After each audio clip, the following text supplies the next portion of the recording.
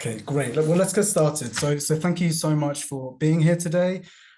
We know how busy your schedules are, and we really appreciate you spending the time with us. I'm just going to signpost the Q&A. So please note that, and we'll make sure we answer any questions at the end of the session. So today is going to be all about cutting through the noise in AI at the moment and what that means for ABM. We're going to be looking a lot around what that means now and also looking to the future a little bit as well. For those of you who don't know me, I'm Ollie Marshall. I'm Director of Strategy and Studio here at Seablue, and I'm joined by Jake, affectionately known to us as Jake 900 AI Apps Bird, and we'll get into that why in a minute.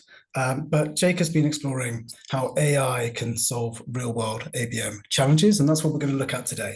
We're going to share a lot of the exciting stuff that we're doing, but also frame that around real problems that we're looking to solve, so keeping it as tangible as possible. For those of you who don't know about Seablue, well, to be clear about it, what we're about is making ABM as simple as possible. And that's no mean feat, because ABM can be complex because it's built around people and relationships who are very complex. But we see a clear role for AI in between all those nooks and crannies that exist between those relationships, and how we can deliver the best possible outcomes within those to give people and relationships the best outcomes that we can do. So before we dive into any detail and demo Agent Blue, which is Seablue's AI agent, I thought I'd tell you briefly about my commute into work today. And there is a reason for that. So it's about an hour-long drive in my VW Up, which is my baby, and I'm very proud of it. But these problems I've been getting with it, particularly in this current weather, is the traffic updates. And for the life of me, I cannot switch these things off. They're loud, they interrupt what I'm doing, but I'm getting to the rhythm of my drive, listen to my podcasts, Spotify, whatever. And AI has kind of been a bit like that. So whilst it's been useful and course correcting, but it's breaking into the rhythm of my journey. And it's been pretty disruptive. I know lots of people have felt that.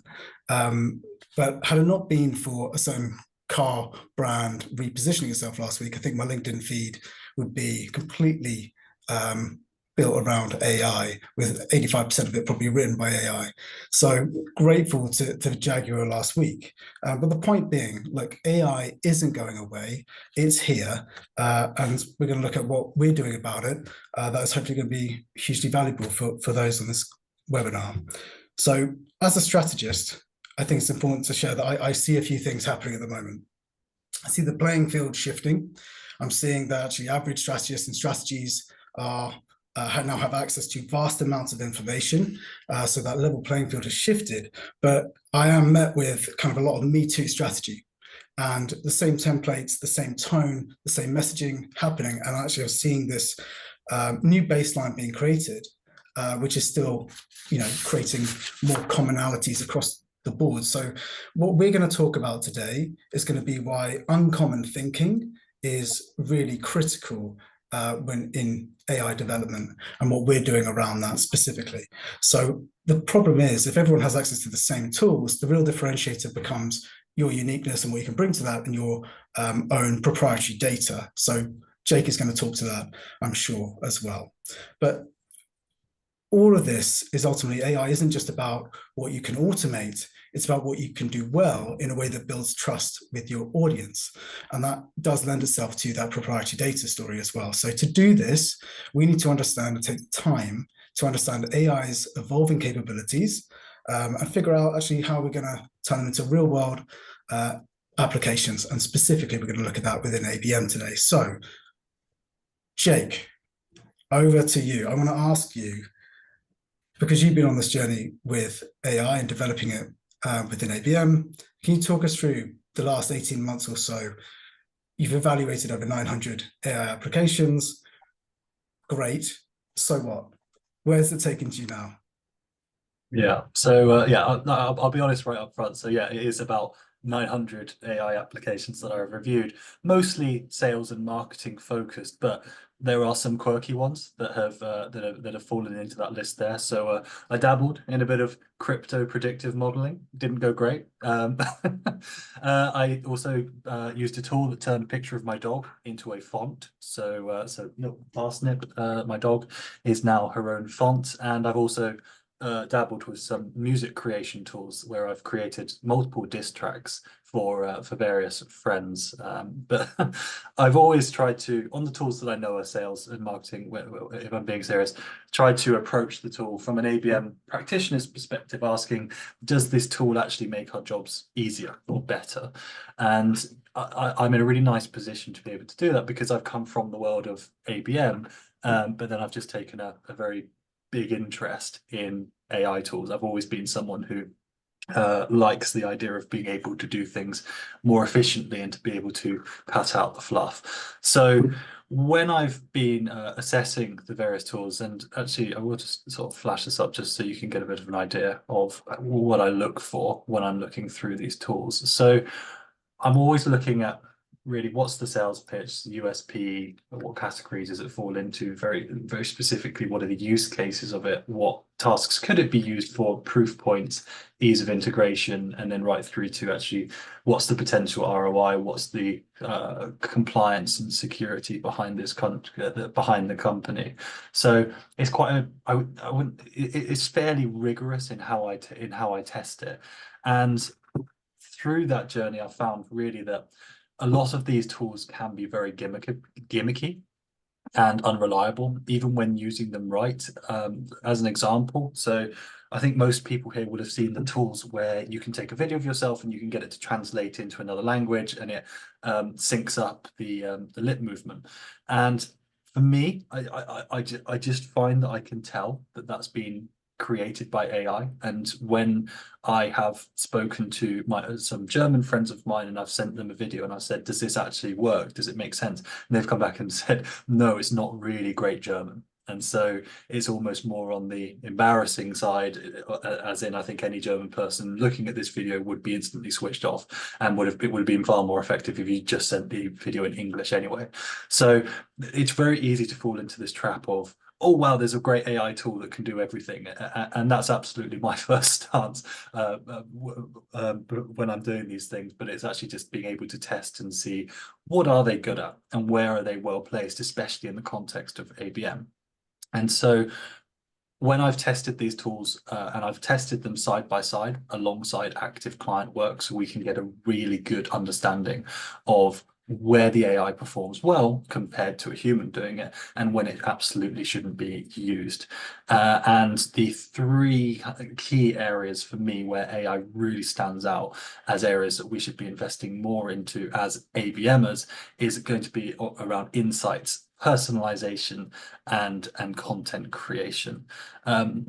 All of this is potentially good news for everyone as well, because in all of the tools that I've been using, I would say at first I was somewhat concerned about what the future really would behold to us with the emergence of AI. But now, having seen how these tools work in action, and I realize they're here to work with us, they're not against us. So our roles are safe. There is just some changes, I would say, in attitudes and expectation to how we use these tools that we'll need to embrace. So you spent a lot of time in a lot of different applications, and I think what's really interesting is actually you're a practitioner of this stuff. You test it, you see what it can do. I'm curious about, and I'm sure lots of people who are on this webinar are wanting to get into it now. Talk us through the journey to now. We're starting to talk about AI agents. We've seen in the last period, last quarter, especially the noise around this, and some of the new language, and AI comes with its own language, has really been coming towards us at some pace now. I want to understand from you, can you break down for us, what exactly is an AI agent, and why they're really important now for ABM? Yeah, absolutely. So I'm gonna share my screen. I've prepared some slides for this one to talk through. So I'll start by just talking about what difference between an LLM is versus an AI agent. And then I'll get more into the actual practicality of how they work, some example use cases just in the world, hopefully just to add some flavor to where they work well, and then my view on where they fit into ABM. So LLMs, or large language models, that you'll all be familiar with by now, like GPT or Claude or Grok, if you're feeling spicy, they are trained models, and they're trained on vast amounts of text data to understand, or in their own way, understand in their binary computer way, and to then generate human-like language. So what they are designed to do is they provide text outputs based on your text input. So there's a lot of data, turning it into binary, a lot of variables, temperature settings to how different words land. And so when you ask a tool, how are you doing today, the tool recognizes what you've asked it, and has kind of assessed, okay, well, the next logical answer to that is, I'm great, thank you, how are you? And so the less you give it, the less you get back. The more you give it, the more you get back. But ultimately, you're not in control of what that's being trained on. You have to add a huge amount of context into these models if you want to get anything actionable out. And even then, there is risk of it being somewhat generic, and you don't have control over what that limit is and at what point it defers to its original state of, I just want to tell the guy what I think he wants to hear. Whereas what AI agents are is they have the ability to autonomously perform specific tasks and to make decisions based on data and programmed rules and how they interact with the environment. They can take the inputs, process them, and act on them to achieve a specific goal. They're just designed to perform specialized functions, and I'll go into this in a minute. But really, a true AI agent is able to autonomously, almost just for a lot of them, identify where there's a problem or a challenge, and then has the tools to go and solve for that challenge. So I'm going to get into the fun stuff for me now, the more intricacies of how an AI agent actually works. So LLMs, like I said, just trained on a data set, and then that's it. You ask it a question, it gives you an answer. It's as simple as that.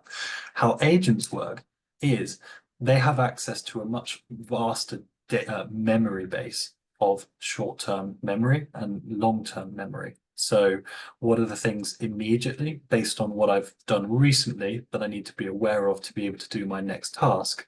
And then in turn, what's the data that sits behind in the long-term memory that it can take from, so that it is continually learning as it's doing the activities and the tasks that you have programmed it to do. And you get the planning, or it's also called instructions. So you're giving it the ability to reflect, to self-critic, to have a chain of thought, and to give to do some sub-goal decomposition. And so what this means is, when you ask that tool, for example, can you write me an email to my client saying that the asset that I promised him on Friday is going to be a couple of days late. Can you construct this email for me?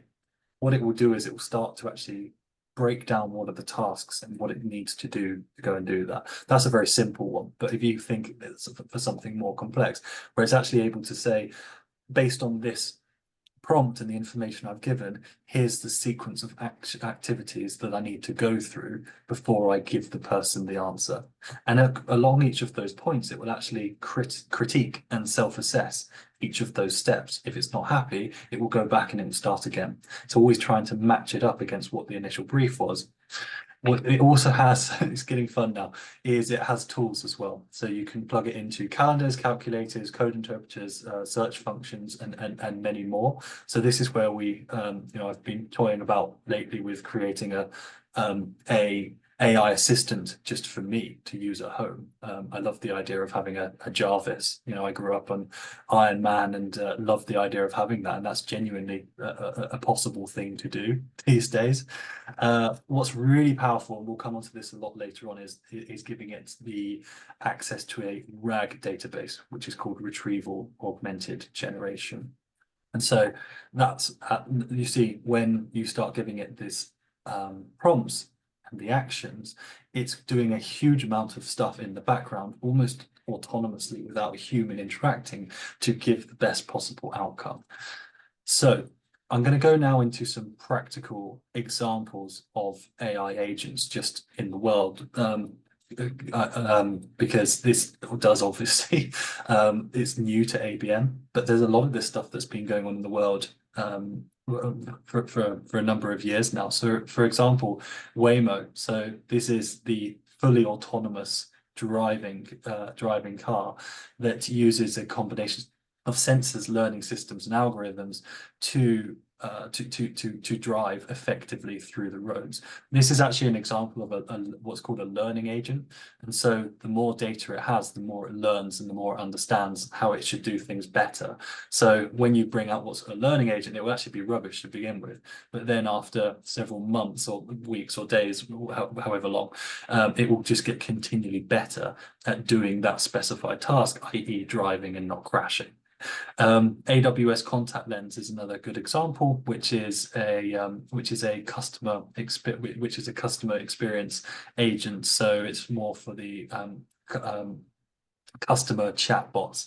So it knows how to deal with a lot of the questions that it's being asked, so it can do that autonomously, whether that's to do with returns or delivery's gone wrong, stuff like that. It will learn how to do that over time and as people interact more with it. And so those first two are actually examples of autonomous agents. So those are working without anyone really doing anything to them, and they just build and get better and better at the thing that they're specializing in. The third one, which is an interesting one, is a research agent. So when scientists are doing, say, drug discovery, they're having to analyze huge amounts of data sets to identify any potential drug candidates or any significant anything significant in the tests that they're running. Obviously, you don't want an autonomous agent saying, we should probably investigate this drug. And so this is more of an example of a semi-autonomous agent that specializes in doing a lot of the legwork that typically a scientist or an analyst would have had to have done before, but then working side by side with that scientist. So all of a sudden, a lot of that manual labor is just expedited moving forwards. The outcome's still the same. It's just the time that's gone into it has been massively sped up. And that one's an interesting one for me, because that's the agent that I see really adding value, and the one that we want to build is that more semi-autonomous agent that you can interact with and ask it to do specific things, or to draft, to ideate, to research, to start to pulling ABM resources together in a much more scaled way than was previously possible before. So I'm just going to come back now. So now we've covered what an AI agent actually is and some practical examples. So what's the example of this in the world of ABM? So if you currently ask an LLM to write me an 800-word blog about how important the value proposition is in the world of B2B account-based marketing, I'm just going to go back and reiterate. So the LLM, it would interpret that prompt and it would predict a sequence. There's no real logical thinking gone behind that. It's just predicting what do you want to hear at the end of as a result of the question you've asked me. Where the agent comes in, and I'll go into detail on how this works and why it matters in ABM later on. But the way the agent works is it would interpret and understand the task. It would break down the task. So it would start saying, I need to go and research this. I then need to put a structure together. I then need to draft it out. And it will, like I said, it will criticize itself across each of those steps. It then retrieves that data from multiple sources. You can specify as well in your brief what sources if you want to, but really if you've built the agent properly, it will know where to go to anyway for those kind of reputable sources. Retrieval augmented generation, we'll come on to this, I promise, later on in the session, but that is really key to how this stuff works, because that's essentially the database that you control. And so that's where you can start instructing the agent only to create stuff based on what's in that model there. Like I said, I'll come back to that. And then it will generate an initial draft, self-criticize, refine, iterate and improve, and then final review and optimize. You will find the difference between an AI blog writing agent and just a traditional LLM. You would be amazed at the difference in quality that you would get between these two. The first one is unusable. The second one would actually get you 80%, if not more, of the way there to where you want to get it to before then having a copywriter to actually finalize it for you. So just to go back to why this matters in ABM, let's not lie, there are blockers to doing ABM, and AI does help to overcome several of those. So if you don't have sufficient data and insights, AI can absolutely help to plug that gap. Budget constraints and not enough time. We know that resource is a challenge for these things. ABM takes time, but when you can get it right, it's absolutely the right thing for your business, and in terms of growth, scale, separating yourself from the market. AI enables you to be able to do more of that great ABM stuff at scale. And finally, on the inability to create personalized content. We'll come on to this later on, but these are the sorts of things that AI can absolutely solve for, and we're seeing this on the campaigns that we're running. Amazing. Thank you so much, Jake. And I think we all know what you're getting for Christmas now, which is great, which is your own Jarvis. Sounds exceptional. Let me know how that goes for you. The thing, there's a couple of things in that I want to touch upon. So one is buzzword bingo, the new language that's coming along. People should be mindful of. You touched on RAG. I think I'd like to hold you to account on that. So you mentioned you're going to come back to that. Let's make sure we do. But the other things we talked about, you started giving some of those real world examples, and I was really pleased that you talked about that point around semi-autonomous versus autonomous, because of what we do within ABM specifically, and it feels like getting the right balance in this stuff is really important. Ultimately, you want to understand exactly what's moving across the board, whether it's within the organization, but also ultimately to the end customer as well, and having full sight of that stuff, and making sure that that's being looked and trusted in the right way. So want to start looking into with you now Agent Blue. So I want to understand more around the specifics, use cases that we can explore, understand what you're already doing, what we're already doing as an agency with our client work, but also specifically, actually, let's see some of the stuff in full view now. Yeah, absolutely. I will just share my screen again. So this is this is our AI tool stack that we have at CBlue, that we have access to. So I am going somewhere with this, don't worry. We're an AI savvy agency, or at least as savvy in the context of, I guess, the broad market. We're still learning stuff every day. We're still trialing this stuff. We're getting results from it. We know where it works, but we're still learning, and there's new tools coming out all the time that we're trying to stay on top of, and it's not easy, but we currently have, I think it's around 20 tools across all of our departments that we switch on and off as we need to. We are in a very fortunate position because we are an agency. We can be agile like this, and I think it's harder for bigger organizations to be able to just make the decision and say, right, we're going to start using these tools. I would be surprised if any large businesses have more than one or two tools that they have just equipped in their arsenal, because I think a lot of businesses are concerned about the security of it, also of the practicality of getting everyone trained onto one. And I think a lot of businesses fall into the trap of saying, I just want one tool that can do everything. And currently, when it comes to ABM, there isn't that one tool that can do everything. If you are lucky enough that you have access to all of these various tools, then you can go away and manually do a lot of the ABM elements if you want to, but that's overwhelming, and it's in a way it's inefficient, because you're just not going to have access to this in the way that an AI, a savvy agency that's really lent into this has done. And so what Agent Blue is I talked about a learning agent. There's 7 different types of agents. We can go into that in another call. But we talked about learning agents. What Agent Blue is a multi-agent that we're a multi-agent tool that we're developing that handles various tasks across the ABM process. So for example, like account research, persona insights, personalized email drafting, content creation, strategy shaping. And what we want this to do is we want it to allow the marketers and our team and our clients to be able to spend more time on the creative and strategic aspects of ABM, which is why we're all here, right? That's the fun stuff that we that we want to be spending the time on. But what tends to happen is that we get bogged down in the heavy lifting work that is required on ABM.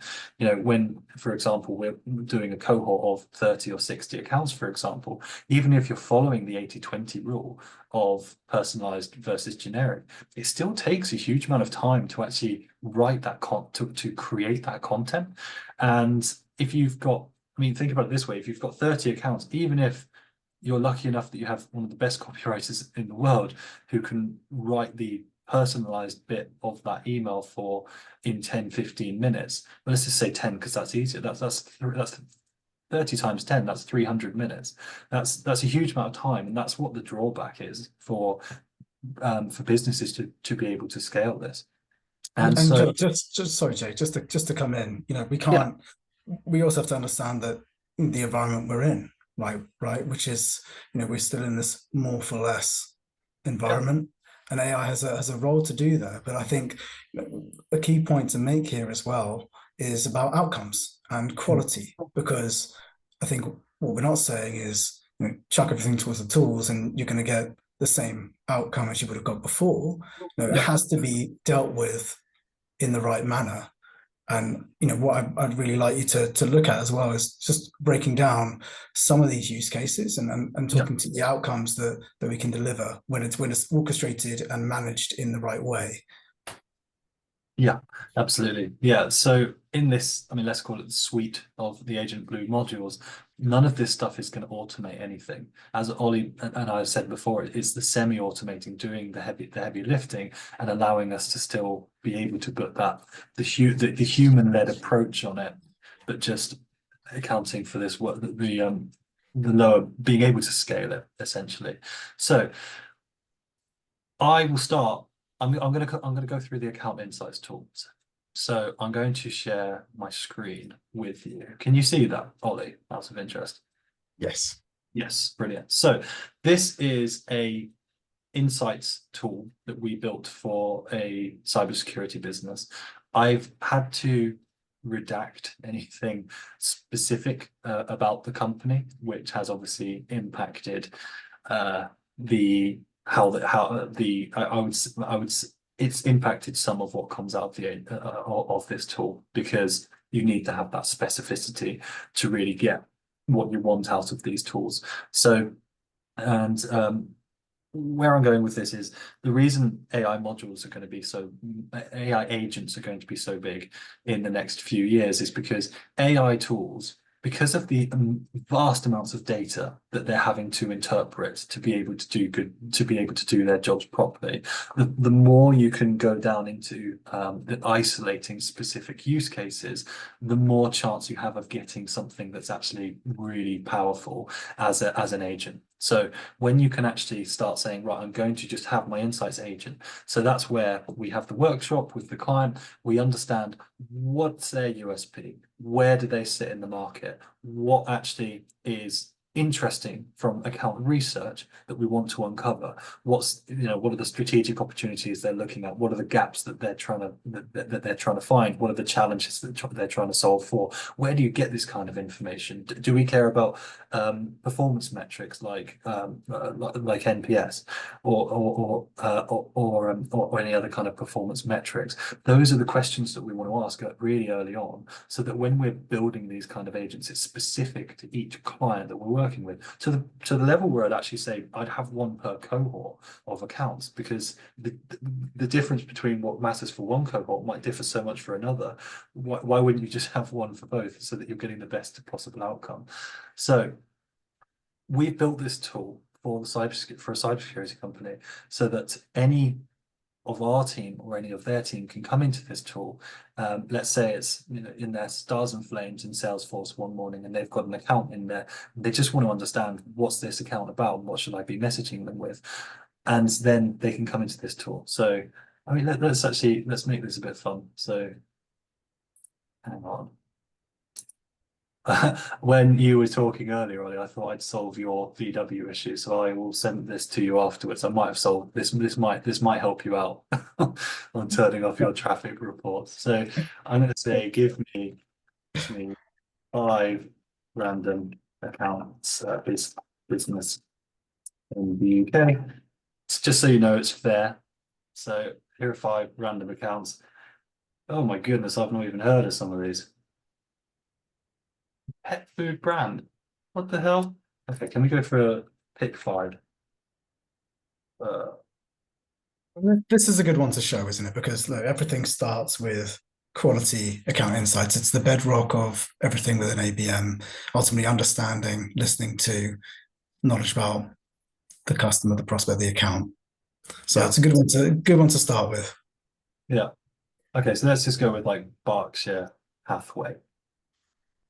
I'm just going to flick back. So we all know that I've not cheated. I've not I've not pre-programmed this for something.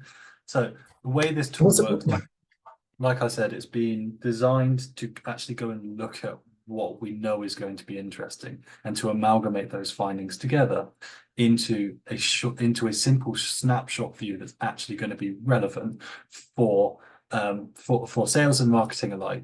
So, oh, excuse me. Oh no, I've gone way too far. What have I done? So here we go. So it gives account specific information, so cybersecurity regulations and reporting, initiatives, challenges in reporting, external insights, recent breaches, responses, cybersecurity concerns, cybersecurity market, system consolidation plan, cross-platform security, summary of the account, organized findings. You get the idea. And then it has the sources. It has all the sources at the bottom. And so this might not. You know, it's very hard for me to say that this is going to be absolutely groundbreaking, but when we've run these tools alongside the humans, we realize that what can be done in 4 hours in a human is what can actually be done in 5 minutes by AI. We're past the point of hallucinations at this point. One, because the tools have actually the sort of tools powering this. So there's perplexity in the background going on here as part of this, as part of the agentic workflow. These tools have been optimized to not hallucinate, but also in the way that we've built this tool, we've given it clear instructions to not include anything that's hallucinated. And if there isn't an answer to the question that we have, to just say that. And so we've never had anything that's hallucinated come through from the tools that we're using. So you get the idea. Insights is one of the blockers that we're solving for. And now we've gone from it being something that's just kind of unachievable to something that we can actually start scaling. We don't have to just do this one at a time as well. We have a cohort of 60 accounts. We can run all of this at once. And then all of a sudden, you've got what was 2 whole weeks of work and thousands of pounds done in a few minutes.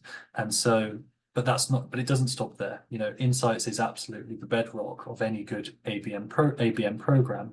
And so then it's over to the strategists, i.e. Our strategists, for example, they would take all of this information, go through, make sure that everything makes sense, cross the T's, dot the I's, and then push this through into what is known as a vector database, which is where the retrieval augmented generation happens. And Ollie, I promised I'd come back to that, and I will almost come on to this in a moment. Did you have And anything this, to add? yeah, just on this piece. So there's a couple of things happening here. So obviously this was built around a cybersecurity client that we've got, and what their focus was. But behind the scenes, because you could put that into, for example, ChatGPT, and you'd get some kind of output by itself. But I think what we're looking at here is actually a couple of things where behind this, the interface, you've got a few things happening, don't you? You've got different tools talking to each other, built around carefully crafted prompts that you've written. And I think to the point around strategists, it is massively important for me, because there's one element where you have the self-critiquing happening, don't you, within the background. So then the role as a strategist looking into this, because we're going to be using this to a point, but we've got to really trust and make sure it's doing that. Our role is around the quality and refinement of this to ensure that it's in a ready state. But absolutely, in terms of the guidance of where to look based on what we understand are the key important pieces, and how it links to our propositional understanding, and what the client has fed into us, that becomes key. But ultimately, it's different things talking to each other in a way that we've guided and directed, and then the quality and refinement that comes off the back of it is still human led. Is that what you're saying? Yeah, absolutely.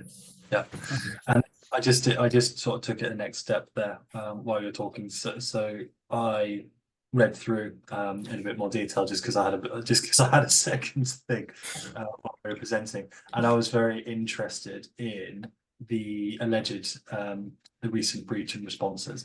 And so I just went back and I said, tell me more about the August 2023 breach. And then it goes into more detail on that specific thing.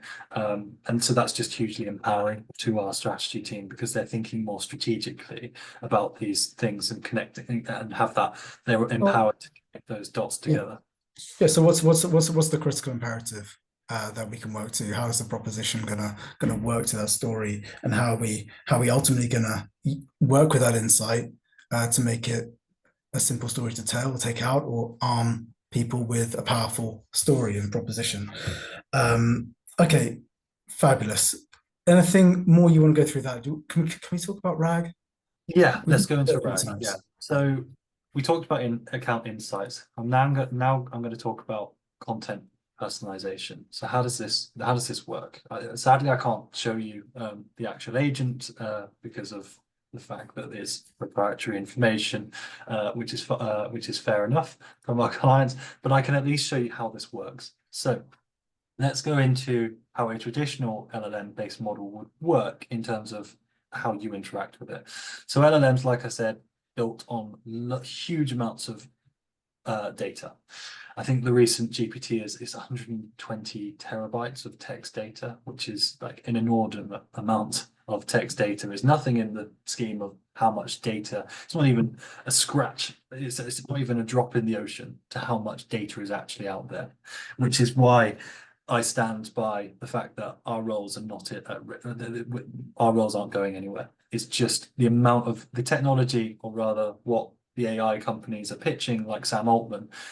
I would say that what they're pitching, the technology is not even close to getting to that point.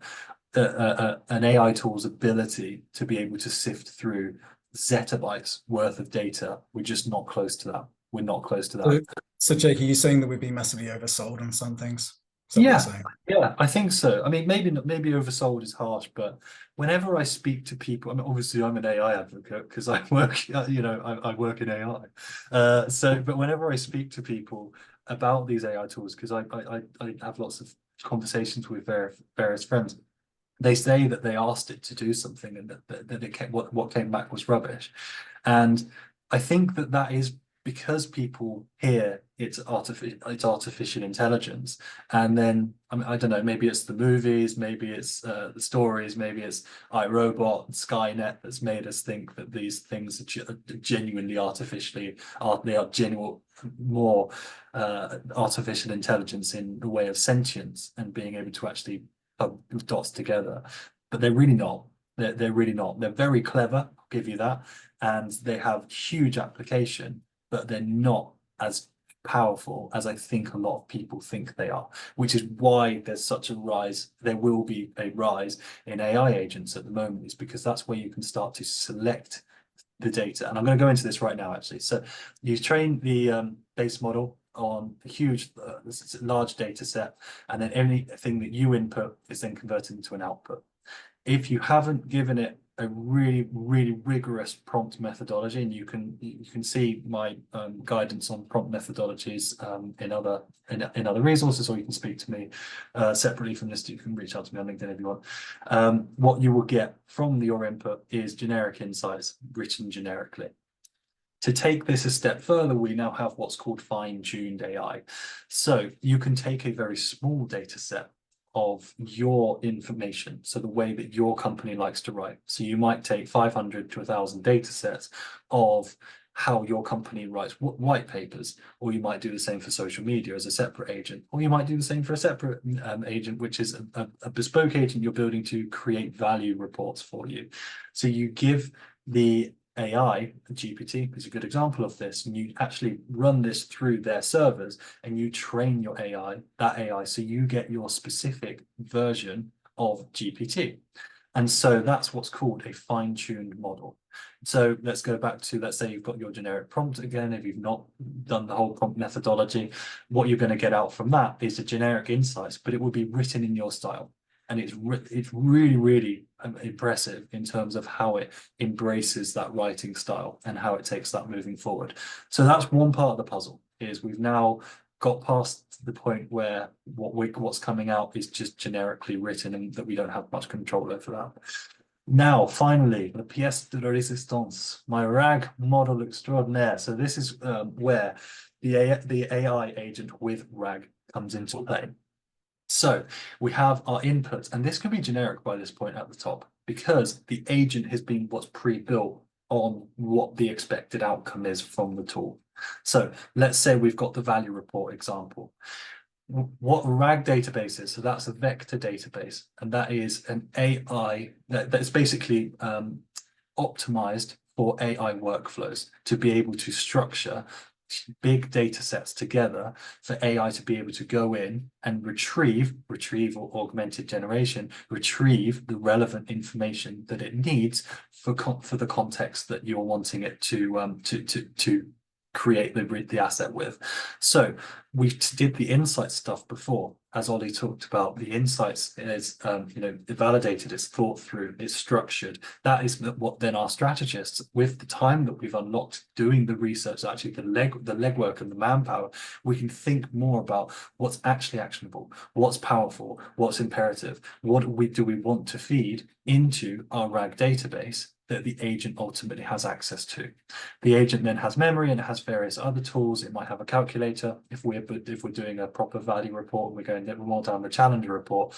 So your input now comes through into the agent. The agent breaks down what you're asking it to do. It brings out the relevant data from the database that we've inputted into, and nothing else. So we have full control over the context of what's being written.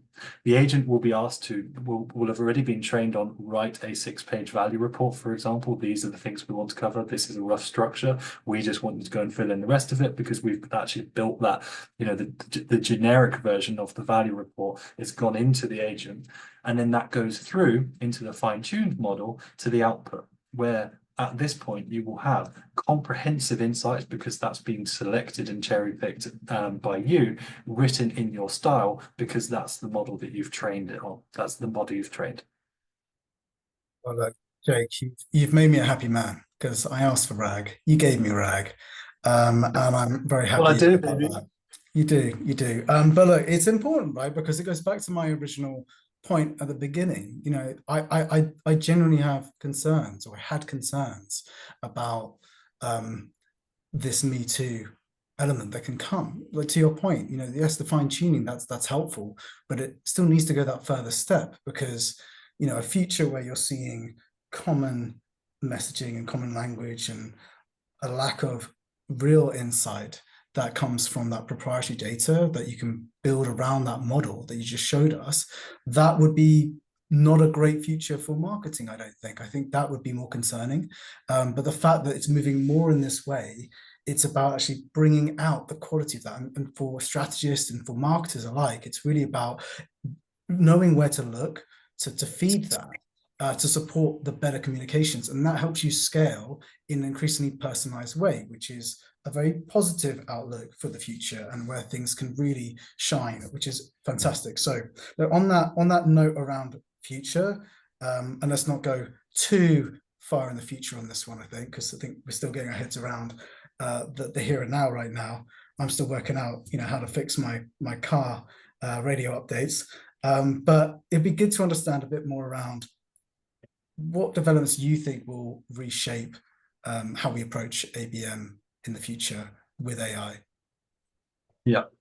So I'm actually going to start with the bad stuff that I think will come in the next couple of years, especially, is I think there is a huge risk of everyone having a flood of AI generated content and that making it hard to stand out, which is a good thing for us, Ollie, because we're going much down the route of reinforcing the importance of a human-led approach so that we don't become part of the inevitable noise that's going to be coming forward.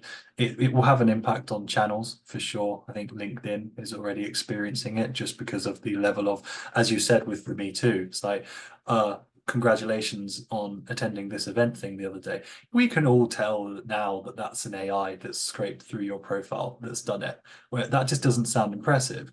Whereas if you can go in and you say, I know that you're at this business, you're having this challenge here. I've had some thoughts on how we can potentially solve for that challenge. Here's my ideas just thrown on a page. Let's discuss it. Which one's going to stand out more? I mean, I hope you're going to say the second one. The long term, I think there is a possibility, if I'm honest, that businesses, especially smaller businesses, will start to let AI agents run aspects of specific campaigns. I think smaller, but these kind of tools will come out. It's inevitable, and I think people will use them. But those who are smart will know it's actually just not going to solve a challenge. Like, it's just not going to solve for anything. So I don't think that's going to impact any business really, but it will impact our inboxes for sure. On the good side of things, I think that there will be a surge of low-code and no-code AI tool builders. English is the new coding language. That's how you can interact with these technologies. If you can understand how to talk to a computer, understand how they run through steps, then you'll be a good prompt engineer, and AI will be a great tool for you. So this will make it easier for businesses to implement and customize AI. But I also think businesses will start adopting AI agents more, agentic workflows, out of the box AI tools. I think AI consultancies and AI savvy agencies will do really well because of this. Because they'll be bringing skill sets and create tools based on their experience in those tools. I like to think that's what we're doing here. We're taking our ABM expertise. This isn't just me, right? This is the whole of C Blue. We're all chipping into this, and we're all understanding how can we actually start to get these tools to work in the way that we need to, so that it's making our work as effective and scalable as possible, so we can drive as much value to the clients that we work with as we can. I think maybe longer term, I think what these multi-agent systems will start taking center stage. Tools that can like the tools that can become your co-pilot for your specific job role. I wouldn't be surprised if we started seeing more of these. Thank you, Jake.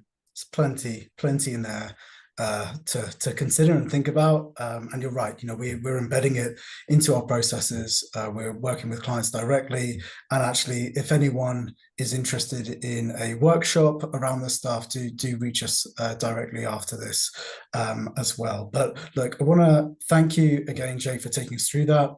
Thanks for everyone on this call. We do have time to go through the Q&A. So I'm just going to bring that up.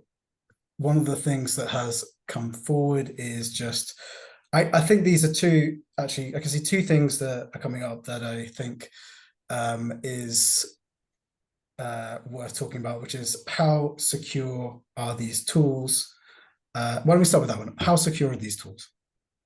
Yeah, it's a really good question. So I think it all comes down to sort of IP, personally identifiable information, proprietary information.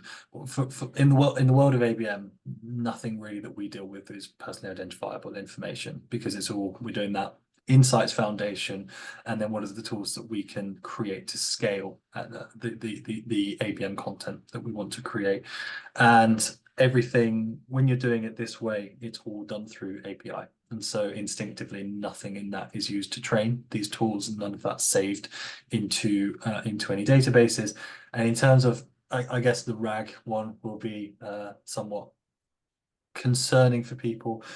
The RAG, the vector database that I've been looking at, there's two key ones that I advocate for, and they are both as secure as banks are. So they have that SOC 2 certification. They have pretty much everything in terms of the extreme requirements of security. It will always be a concern, Ollie. I think, as these tools are rolled out and as people start understanding how can we start using these tools more, I think the security will always be a concern. There is always going to be some form of risk. I can't promise that, but I can say they're as secure as any other application that you would be using internally anyway. We've got another one here, which is, I think this is natural. I think people are thinking a bit more existentialist here, but should we be worried about these tools when it comes to our roles? No, I don't think so. No, not for a long time. Marketing and sales has to be human led. Um, Automating any kind of marketing just strips out any of the authenticity of the conversations that you're having. It's like trying, and ABM requires authenticity. It's like trying to automate a handshake. It's just not going to work in that regard. I think it would change marketing departments in the way that they're built. I think there will be a bigger investment into AI tooling. I wouldn't be surprised if businesses start having AI budget pots, which are cross-departmental across all businesses. In time, I think businesses will start to have AI functions that will start to run that stuff for you. It will be a slow transition though. My honest advice to people is, Ollie alluded to it earlier, AI is here to stay, and it clearly has value, and it clearly works when used right. As long as you have a good strategy for how you embed AI and how you use it in your functions, and you have a good foundational understanding of how to use the tool and extract value from them, I actually think it enhances people more than it puts people at risk. That's a positive thing to end on. But look, we've talked about a few things today. You've managed to solve my car issues, which has been appreciated. I know what's getting you for Christmas as well, which is also good. But fundamentally, look, we understand, I think, the opportunity this presents in our current environment. But I think it does have to be handled really sensitively and expertly, because ultimately it goes back to my original point, which is the key to ABM will remain about people and trust. So we have to make sure that when we're working with these kind of tools, we bring the best of that ABM experience and knowledge into that management and service as well. So on that note, if anyone does require support or a follow-up interest on this, we are running workshops around this specifically. We can build for your problems around specific use cases that you want to explore with us. So look, thank you so much again for joining us. It's been a real pleasure, and look forward to hearing from you soon. Thank you. Thanks, everyone.